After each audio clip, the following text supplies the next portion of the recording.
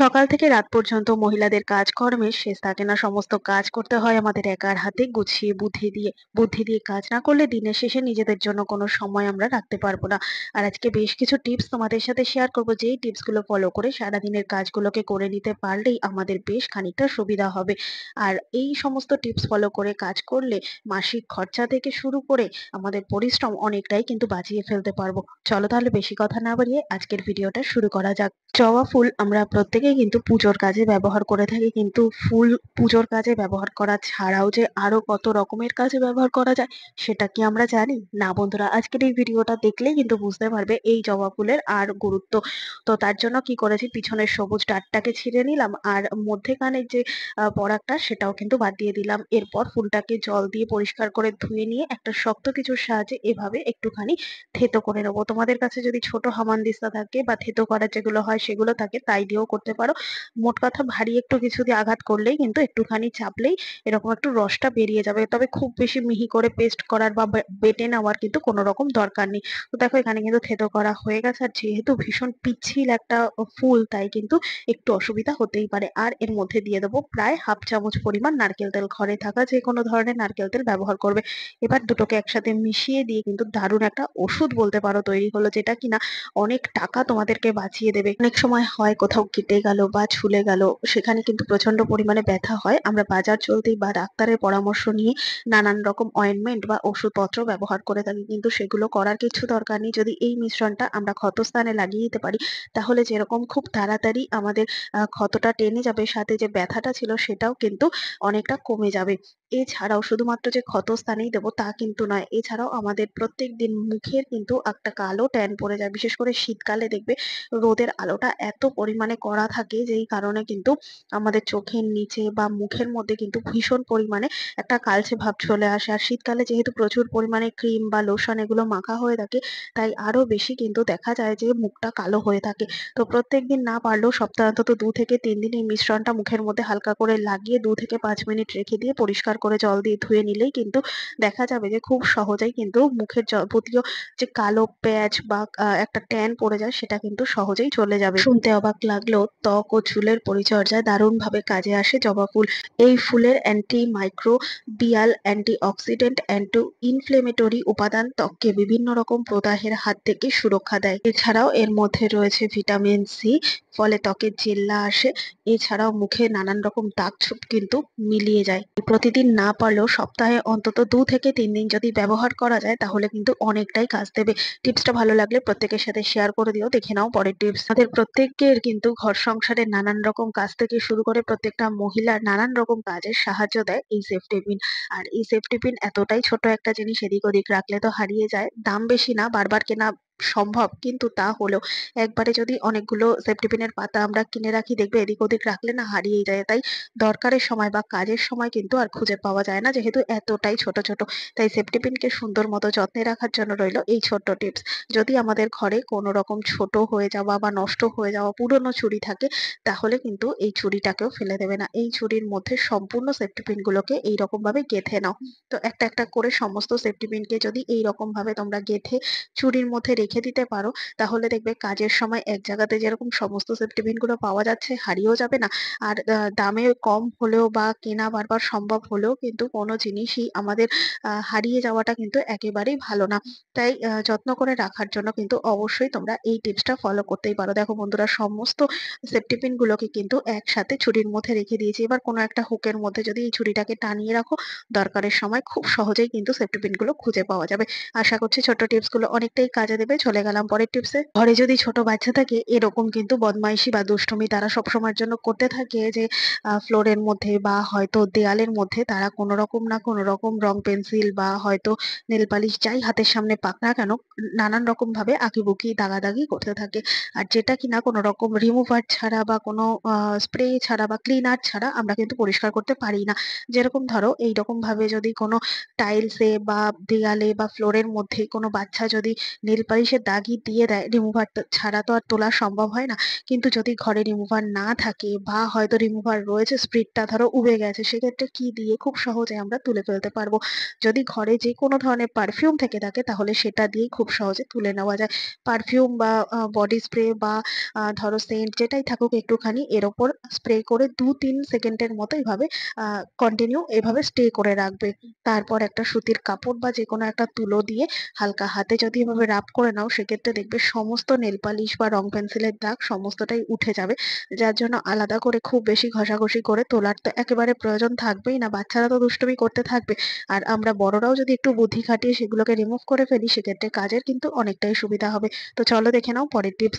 আমরা যখন বাজার ঘাটে বা দোকান বাজারে বা কোথাও বেরোই, তখন যদি হাতে এরকম একটা ছোট ব্যাগ নিই, আর সেই ব্যাগের মধ্যে যদি নিয়ে নিই এরকম একটা জলের বোতল, বারবার এই জলের বোতলটা ব্যাগের মধ্যে পড়ার পর দেখবেন নাড়ানাড়িতে বা ব্যাগের মুভমেন্টের কারণে বোতলটা না একেবারে নিচে পড়ে যায়। আর যদি ব্যাগের মধ্যে দরকারি কোনো কাগজপত্র থাকে বা টাকা পয়সা থাকে, সেক্ষেত্রে বারবার যদি বোতলটা এভাবে পড়ে যায়, জলও কিন্তু লিক করে। তো বোতলটাকে কিন্তু কোনোভাবেই আমরা দাঁড় করিয়ে রাখতে পারি না, আর জল পড়ে গেলে তো সমস্ত জিনিসই নষ্ট হয়ে যায়। তাই বোতলটাকে একেবারে কন্টিনিউ বা প্রথম থেকে শেষ পর্যন্ত একেবারে স্ট্যান্ড বাই করে রাখার জন্য রইলো দারুণ একটা টিপস। এইভাবে বোতল যদি আমরা যে কোনো ব্যাগের মধ্যে ক্যারি করি না কেন, সেক্ষেত্রে জল লিকেজের কিন্তু আর ভয় থাকবে না, আর বোতলটা কিন্তু একই রকম ভাবে সোজা হয়েই থাকবে। তার জন্য নিয়ে নিতে হবে একটা সেফটি পিন আর একটা রাবার ব্যান্ড। এই দুটো জিনিসকে যদি তোমরা ব্যবহার করতে পারো, তাহলে বোতল থেকে আর জল লিক হবে না। এবার ব্যাগের ভিতরের দিকের অংশটার মধ্যে রাবার ব্যান্ডটাকে সেফটি পিনের সাহায্যে আটকে দাও। আর তারপর যদি তোমরা বোতলটাকে এইভাবে ব্যাগের মধ্যে নিয়ে আর রাবার ব্যান্ডটাকে যদি এইরকম ভাবে বোতলের মুখের মধ্যে পরিয়ে দিতে পারো, তাহলে দেখবে ব্যাগটা যতই মুভমেন্ট হোক না কেন, কোনো রকম ভাবে কিন্তু ব্যাগটা থেকে বোতলটা সরে নড়ে পড়ে যাবে না। যার ফলে জল তো লিকেজ হবেই না, সাথে ব্যাগে থাকা যাবতীয় প্রয়োজনীয় জিনিসপত্র কিন্তু ভিজে গিয়ে নষ্ট হয়ে যাবে না।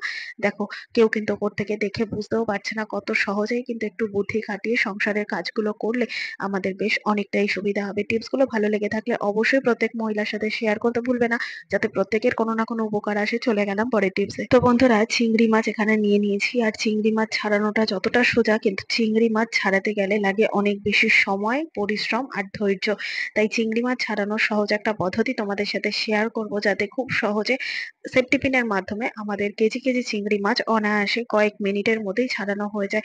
চিংড়ি মাছ তো আমরা প্রত্যেকেই ছাড়াতে পারি। সামনের আর পিছনের দিকের অংশটাকে এভাবে চেপে ধরে বাদ দিয়ে দাও, আর মধ্যের খোলাটাকে হালকা করে এভাবে ছাড়িয়ে নাও, তাহলেই কিন্তু চিংড়ি মাছ ছাড়ানো সম্ভব হয়ে যায়। তো এইরকম ভাবে তো আমরা প্রত্যেকেই চিংড়ি মাছ ছাড়াই, কিন্তু দেখো, পেটের মধ্যে যে আর পিঠের মধ্যে একটা কালো শিরা থাকে, সেই শিরাটাকে কিন্তু বের করা ভীষণই কষ্ট হয়ে যায়। তো সেটা বের করতে গেলেই কিন্তু অনেকটা সময় যেরকম নষ্ট হয়, সাথে কিন্তু পরিশ্রমটাও বেশি লাগে। কেন বলতো? এই পেটের বা পিঠের মধ্যে যে কালো শিরাটা থাকে, এটা যদি রান্নার ফলে আমরা খেয়ে ফেলি, রান্না করার পরে থাকা অবস্থায়, সেক্ষেত্রে না পেট ভীষণ পরিমাণে ব্যথা হয়। তাই প্রত্যেকবার চিংড়ি মাছ আনলে পরে এটাকে কিন্তু আমরা বের করেই ফেলি।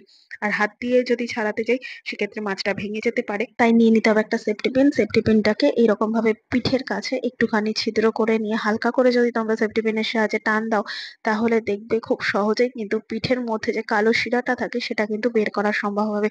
যার জন্য খুব বেশি খাটাখাটনি তো দরকার পড়বেই না, আর কাজটা কিন্তু এইভাবে করলে অনেকটা বেশি সহজ হয়ে যাবে। তো আশা করছি এই ছোট ছোট টিপস গুলো আমাদের প্রত্যেক গৃহিণীদের সংসারের কাজকে সহজ করে ফেলতে আরো বেশি সাহায্য করবে। আর টিপস গুলো যদি ভালো লেগে থাকে, তাহলে প্রত্যেক মহিলার সাথে শেয়ার করতে তো ভুলবেই না, বেশি বেশি করে শেয়ার করে দেবে। তো চলো দেখে নাও পরের টিপস।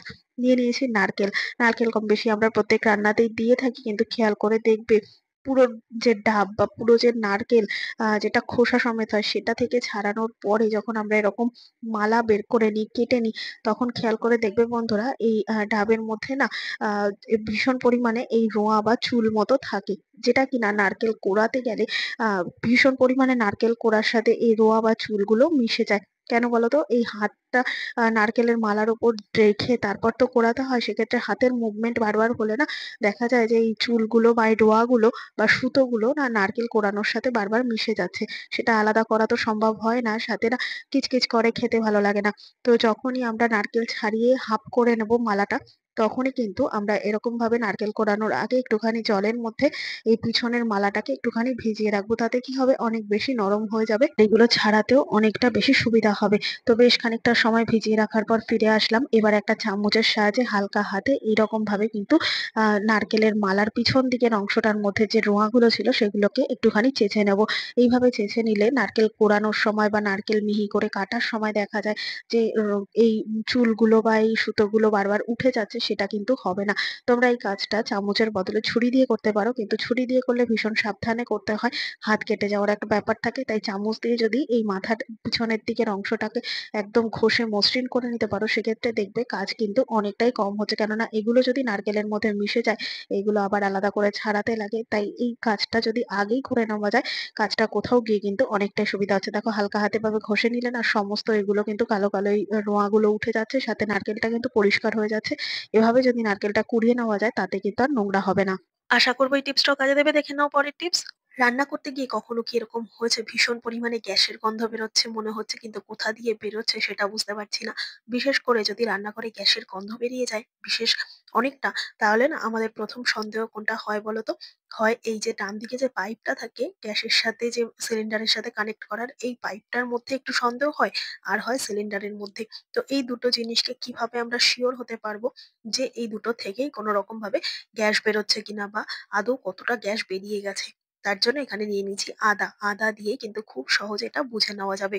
আদা কিন্তু বন্ধুরা আমাদের প্রত্যেকের রান্নাঘরেই থাকে, আর এমন একটি কমন জিনিস যেটা দিয়ে সত্যিই বুঝতে পারবো যে এই আদা দিয়ে আদৌ কতটা গ্যাস বেরিয়েছে, বা আদা দিয়ে বুঝে নেওয়া যাবে যে সত্যিই গ্যাস বেরোচ্ছে কিনা বা গ্যাস লিক হচ্ছে কিনা। তার জন্য এখানে ছোট এক টুকরো আদা আমি নিয়ে নিয়েছি। এবার এই আদাটার মধ্যে আর কিচ্ছু না, কিচ্ছু মেশাতেও হবে না, কিচ্ছু করতে হবে না। কি করব, সোজা এই যে পাইপটা রয়েছে, পাইপের মধ্যেখানে যে কানেকশনটা রয়েছে, গ্যাপটা রয়েছে, এই জায়গায় এরকম ভাবে মিডিলে যেখান থেকে গ্যাসটা বেরোচ্ছে মনে হবে, ঠিক সেরকম জায়গায় এইভাবে আদাটাকে রেখে দাও। এইভাবে অন্তত ০.৫ ঘন্টা কি ১ ঘন্টা কিন্তু রেখে দিতে হবে। ১ ঘন্টা বাদে ফিরে আসার পর ছোট্ট একটা জিনিস দেখতে হবে যে সত্যিই গ্যাসটা লিক হচ্ছে কিনা। কিভাবে বুঝবে? কি দেখে বুঝবে? ১ ঘন্টা বাদে ফিরে আসলাম বন্ধুরা। এবার এই আদাটাকে তুলে তোমাদের ভালো মতো দেখাচ্ছি। আগে কিন্তু দেখিয়েছি আদার গায়ে কোনো রকম ডিপ কালার কোনো ছিল না। আদার কালারটা কিন্তু সম্পূর্ণ চেঞ্জ হয়ে গেছে এই দিকটা। হালকা কেমন একটু ভেজা হয়ে গেছে।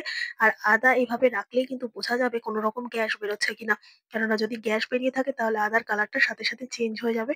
আর আদাটাও কেমন একটা ভেজা হয়ে যাবে। আর এই জায়গাটাও তোমরা দেখতে পারো, সাথে যে সিলিন্ডারের মুখটা থাকে সেখানেও কিন্তু আদা রেখে দেখতে পারো। যদি কিনা মনে হয়, সন্দেহ হয় যে গ্যাস লিক হচ্ছে। তো এইভাবে ছোট্ট আইডিয়া করলে কিন্তু আমরা নিশ্চিত হতে পারবো। আশা করছি আজকে সমস্ত টিপস তোমাদের কাজে দেবে। ভালো লেগে থাকলে লাইক, কমেন্ট, শেয়ার করে পাশে থাকবে। আমার এই ভিডিওটাকে কোথা থেকে দেখছো কমেন্ট করে জানাতে ভুলবে না। দেখা হবে আবার অন্য কোনো ভিডিওর সঙ্গে। ধন্যবাদ।